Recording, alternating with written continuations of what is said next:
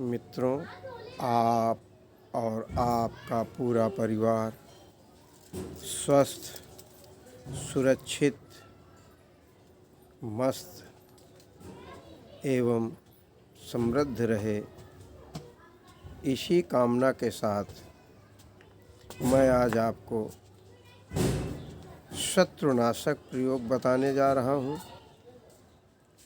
इससे पहले कि आप वीडियो देखें, सबसे पहले इस चैनल को अगर अभी तक आपने सब्सक्राइब नहीं किया, लाइक नहीं किया, तो इसे लाइक करें, सब्सक्राइब करें, शेयर करें और बेल अवश्य बजाएं, जिससे सभी प्रकार की वीडियो आप तक पहुंचती रहें। और अब मैं आपको शत्रुनाशक प्रयोग बताने जा रहा हूं, जिसे ध्यान से सुने। इसमें आपको 250 ग्राम सिरका या गन्ने का रस लेना है और किसी भी कांच की बोतल में भरकर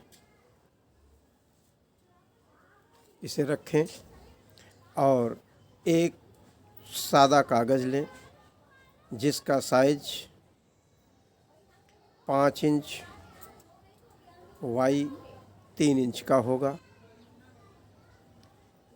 अब आपको करना ये है कि एक काला स्केच पेन लेना है और इस कागज़ पर किसी भी मकान की फ़ोटो बनानी है और उसी में खाली जगह पर शत्रु का नाम 5 बार लिखना है। इसके बाद अपने इष्ट से प्रार्थना करनी है कि हे मेरे इष्ट देव, मेरा ये शत्रु मुझे बहुत परेशान कर रहा है, मुझे इससे जान माल का भी खतरा है, इसलिए इसे समाप्त किया जाए जिससे मेरे जीवन का खतरा टल जाए। मेरी आपसे यही प्रार्थना है। और ये कहते हुए उस कागज़ को लपेटकर उस बोतल में डाल दें और ऊपर से ढक्कन बंद कर दें। इसके बाद आपको करना ये है कि इस बोतल को ले जा कर के किसी बहते हुए जल में इसे प्रवाहित कर दें। प्रवाहित करने के बाद भी आपको यही प्रार्थना करनी है अपने इष्ट से।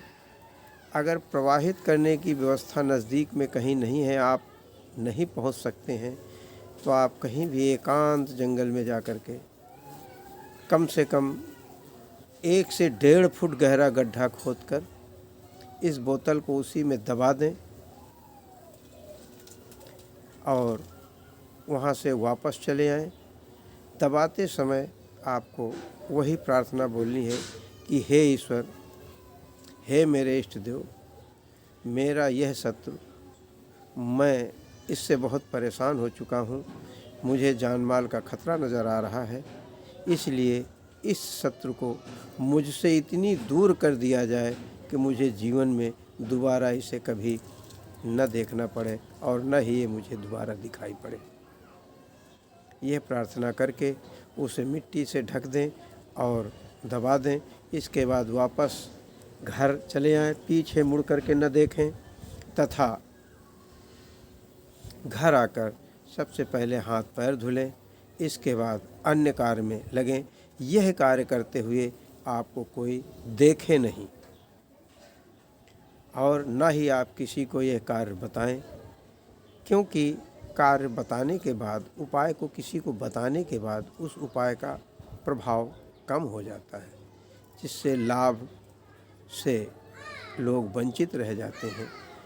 कहने का मतलब हमारा ये है कि अगर इस बाएं हाथ से काम किया जाए तो इस दाहिने हाथ को पता न चले। ऐसे कार्य किए जाते हैं कि किसी दूसरे को इसकी जानकारी नहीं होनी चाहिए।